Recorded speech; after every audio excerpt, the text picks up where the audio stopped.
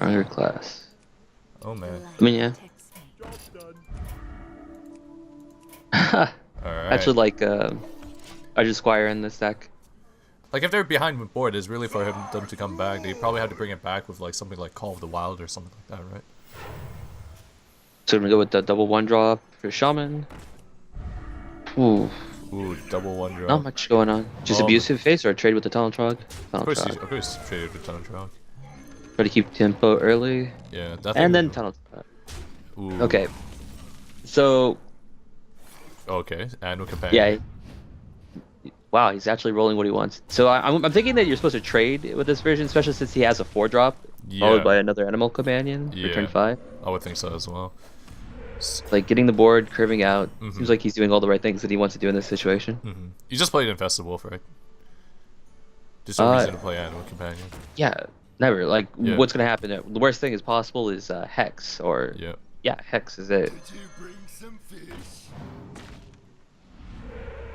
Okay, so we see the Tuskar Totemic coming down, but it's not anything that good, and we see a Lightning Bolt as well.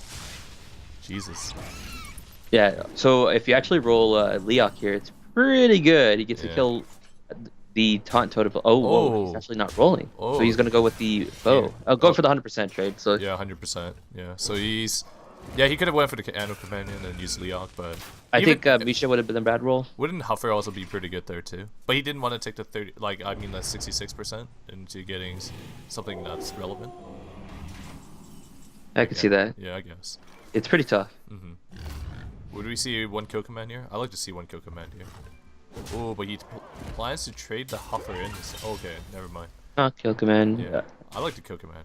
Yeah, it's like he's been on the route of just playing tempo this entire time, so he's probably gonna stick with that. Definitely. He's like pretty good. Yeah, so we see the Mana Tide come out. Probably just trade and go to face. Like next turn, you have the best play ever. Yeah. Call of the Wild. Call of the Wild. Tracking, getting that Hound Master. That's good. He actually gets to put 4 extra damage into this turn. Yeah. Like pushing Actuated on the spot, like on the clock. I mean. And then Call of the Wild next turn.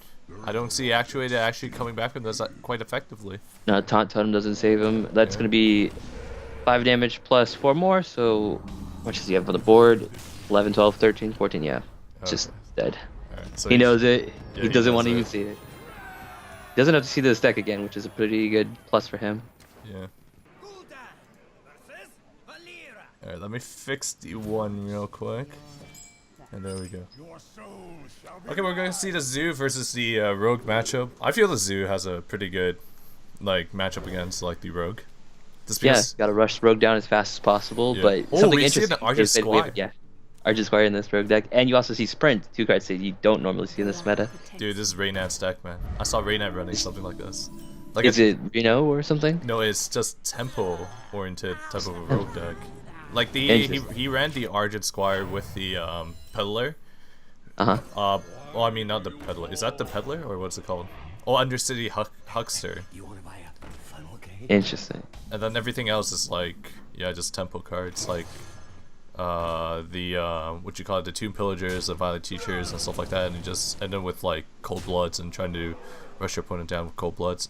Yeah. That card has to have 2 minions on board, which is okay, but he's playing against Zoo, who's able to flood their board like every single minion slot. And especially when Rogue likes to draw cards too, so he's definitely dropping like 2 cards that he really wants in his hand.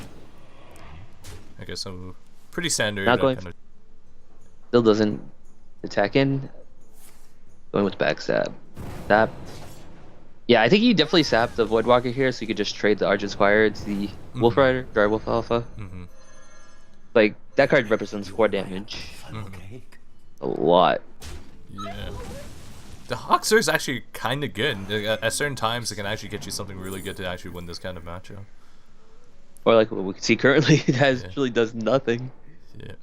No, that's the Peddler, not the Huckster. Oh no, I'm talking about what's in the guy's hand now. Like, oh yeah, that card. Yeah, that's true. Cold Blood probably just trade. Yeah, SI kill off the other guy. Leave him with the 1/1 pump creature. With all these like early kind of aggressive kind of minions from the rogue side, is actually not bad. The rogue actually can actually control the board quite well. But it's just that it's just that dark bargain is actually quite annoying. But we do see a pretty strong 5-drop being picked up. Did he play that out of order, or no? He just wanted to guarantee it being a 3/3. Yeah. Wow, a 5/6. That is a sweet tempo card. Yeah, I love that card. How does that card get the effect off anyways? Cthulhu, it gets +1/+1, yeah. It doesn't include itself, so a little sad sometimes, but it's just a Pet Lord, which is okay. Yeah, Pet Lord is not bad. Probably just gonna see a sprint here. Yeah. He's probably never gonna use that dark bargain, just because all the cards are just so valuable, unless he's really in a big threat, like a Sea Giant probably played or something like that. Things are looking tap into Night Juggler and Abusive Sergeant. Interesting. Why did he play it in that order? I don't know, but okay, so you do the abusive, right, and then you just see where it goes. See where it goes. Oh yeah. If you're afraid of getting bursted down from the rogue, like maybe you take away his creatures. Maybe you're hoping your opponent just draw nothing with spells. Wouldn't be too far off. True. Okay, do we see a sap here? Oh yeah, sap. Definitely, that card represents so much damage. And then play the really big Edwin. I think this is one of the most popular ways to actually beat Zoo, is just with a really big Edwin. There's like almost no way that Warlock can actually handle this other than ignore it and just push damage to the face. Which it looks like he's gonna go for that route. I wouldn't be surprised he doesn't tap here. Unless he wait, maybe he's trading. Okay, yeah, trading I guess makes it so you could, but yeah, doesn't have the mana anymore. But I don't know how you race a 10/10. Yeah, exactly. I actually felt like going to the face with the 6/5. Is he going for the dark bargain? Interesting. Oh no, that's fine. You have a 10/10 on board. Yeah. Like you don't really need that hand. I was expecting him like being unable to play that card at all. But yeah, as we see here. Yeah. I think you have to tap. No. He was already at 13. He was already at 13. Well, like maybe if he finds Leroy, then he can trade in, but he still dies to the minions. Oh yeah, that's true. Yeah, that's true. It's 1/1, not. Oh yeah, right. Let me fix the. Let me fix the. Or a little too. You're not. It's not time yet. So. All right, so we do see a Zoo against like a aggro shaman, I believe. No, I think it's aggro shaman since we do see the lightning bolt. Mid-range shaman also plays lightning bolt. Oh, that's interesting too. Because I personally don't run lightning bolt. It's usually one copy. It's just another rock fighter that you don't actually have to use your face. Oh, yeah, that's true. I still think the Zoo has the upper hand here since it's sort of naturally good against shaman in general, just because they flip the board just so quickly, right? Yeah. He's thinking about playing a 1/1. Yeah, that's interesting too. Like he wants to be able to tap maybe Mortal Coil minion.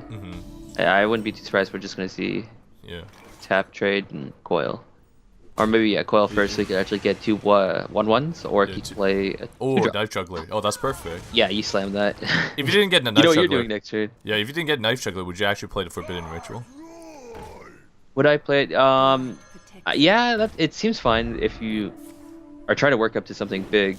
Like, you have so many cards that pump up other creatures, but you have to have a board in the first place. That's true. And this creature is just going to die immediately to that 1-drop spell, which I currently can't read. What is it called? 1-drop spell. That's the Primal Fusion. The Shaman. Yeah, Primal Fusion. Oh my god. Yeah. I actually can't read it from here, so okay. Yeah, okay, we're going to see the Sea Giant. He's going to trade. I'm actually surprised that he didn't use the Primal Fusion last turn. Maybe just... What? I guess like trade off the 4/4 as well, just so you force the Sea Giant to go onto your your taunt. He could also just ignore the Sea Giant and go face this turn. Yeah. He's finally used that Primal Fusion next turn, but then again it's pretty weak. You only busted by like 1/1 for each kind of totem, and he can only produce like one next turn unless he picks up another one. Just making his creature big so he can't get a free trade off that guy. Ouch. Ooh, Alakir. Yeah, I would also like Primal Fusion, Rockbiter, and also Lightning Bolt. Yeah, they seem really good here. Yeah. You start trading off minions. Yeah, so he gets pretty good Heal trades up. here. He doesn't have anything going on in his hand though, which is kind of worrisome. Like, missing a turn against Zoo could actually just lose you the game. Like, we're about to see what 5, 6, 8 damage going face. Yep, 8 damage going going face. It's gonna be 7. No, it's still 8. No, 7, 1. Yeah, you busted, Yeah. right? I forgot about that 1-1. Yeah, come on, man. Come on, man. Man, I wouldn't be surprised this deck is running Lightning Storm too. Yeah. He also just needs to wait where the Alakir actually comes out and try to trade into the 7-5. Ooh, picking up the power of overwhelming. Is this lethal? Ooh, Soulfire too. That has to be lethal. That's lethal. plus 8 Yeah, in yeah, hand. that's lethal. Wait, what? And he's 10, trading 11, 12, 13, 14, 15, 16, 17, 18, 19, 20, 21. That's exact lethal. So maybe he went a little bit too fast and Alakir, because Alakir is able to trade out this 7-5 quite well with the Divine Shield, right? And then following up the next turn, that but Tusker. he still has lethal, right? Like, I mean, he has Thunderbolt. exact lethal again on board. Right, 3, 5, 6, 7. Yeah, that's lethal on board. So Exactly. I'm guessing now he's seeing that he did have lethal last turn. Yeah, since he did it so quick, he didn't count because I think he was actually counting the turn. Yeah, when his opponent's turn. I mean. Oh man. So we usually Zeus, white bursty, quite insane. Yeah, and we thought Shaman was the bursty one. Okay, so we see the Druid versus the Shaman matchup. I don't know if this is Yogg Druid or is this if it's Cthulhu Druid, but screwed. I don't know. I think Shaman, like, especially since this is the mid-range variant, he might be able to build a board big enough that Cthulhu would do nothing. Which we can tell now that this is a Cthulhu deck, as we see two worshippers. That's true, but then you also have so many taunts that have to get through. The benefits of having Argent Squires. You know, I see him running the Klaxi. I actually don't run the Klaxi. I think it's sometimes too hard to actually get its effect off really early. And then, and then you might as well just run the Yeti, right? So. What do you replace it with? Replace it with a Rag? No, I didn't. I don't actually run Rag, but I forgot the list. But I'll tell you later. Tell me later. I'll tell you. Well, I know Sidonia took one out and he ran Rag in its place. Seemed to work out for him. Does he Hex go down on the Druid of Claw and then trade in? Just taking the tempo plays? Yeah. I like the Cthulhu's Chosen here. Another thing that I might actually do was actually just draw with Wrath. Just because his hand does look a little lackluster. And remove the shield? But, like, you actually need to put Cthulhu pumps up on the board immediately because, you know, you want to play actual bigger creatures when you can, like... Yeah, that's true. That's true as you get Wrath this turn. Man, that's also good too. Just remove 4 damage from the board, and he's gonna go into double dark. Ericoa. There we go. Yeah, that card is pretty strong as a 6-drop. Like the taunts are just like the stats for the taunt is just insane. Yeah, it also turns on the Klaxi. He's gonna be able to also play the second Cthulhu Chosen on board next turn if he wishes.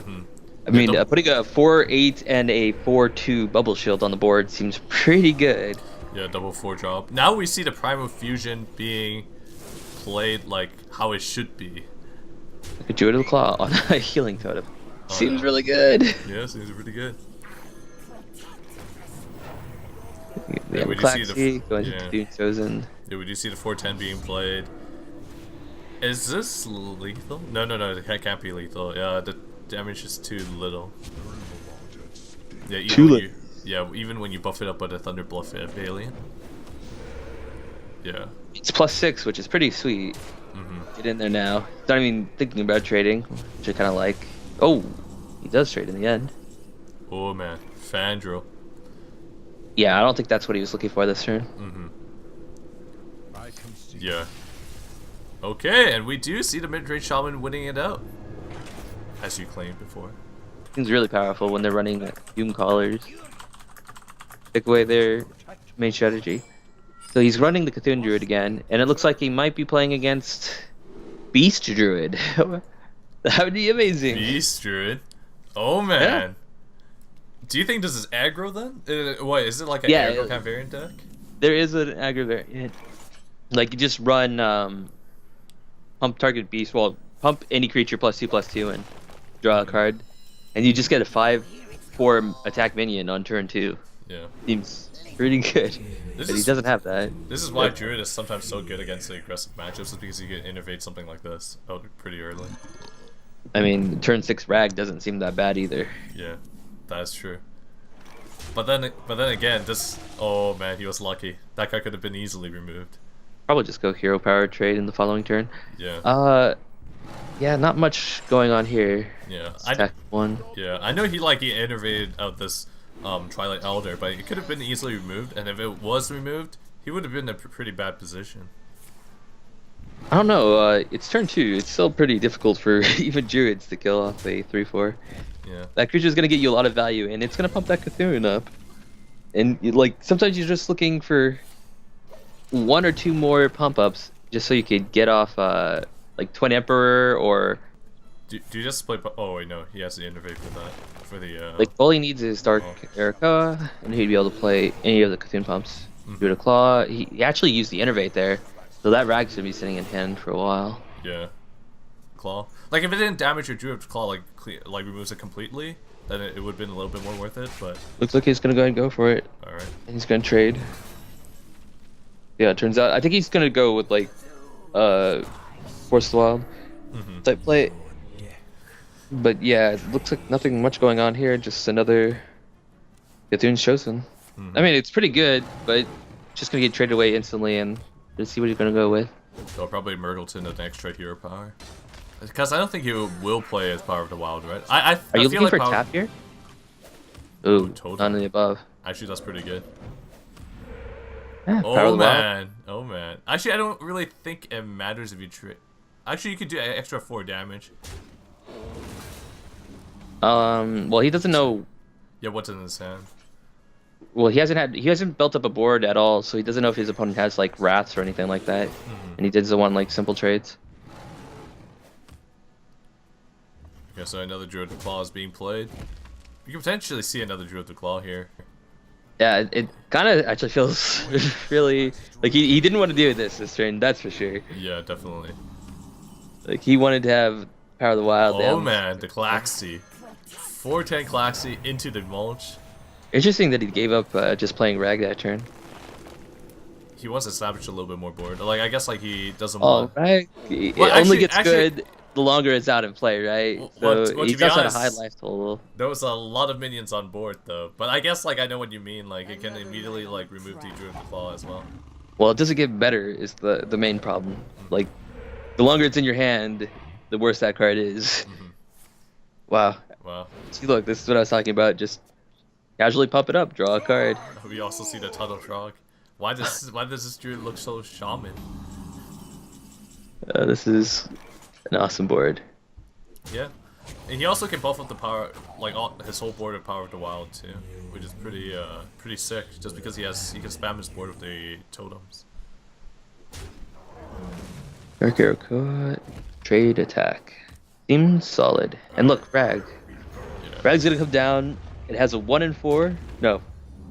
Like 1 in 4 to go face, or 75% chance to kill a minion, which is pretty good. Yeah. Oh man. He's just fighting for board. Rag vs Rag. But that board is there. Yep. Like, good chances that it's just gonna miss and hit like a Tunnel Rock or a Healing Totem. Okay, so he's trading out to sort of guarantee the Rag hit. Like, I mean, is in the way. Yeah. We also see an Argent Commander in Actuated hand as well. This deck is pretty unique. We also see an Argent Horse Rider too.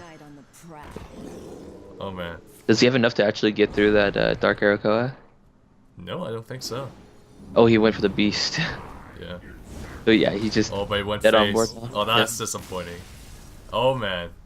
Reg was not doing work for Actuated, but Shirokuma will be taking the win.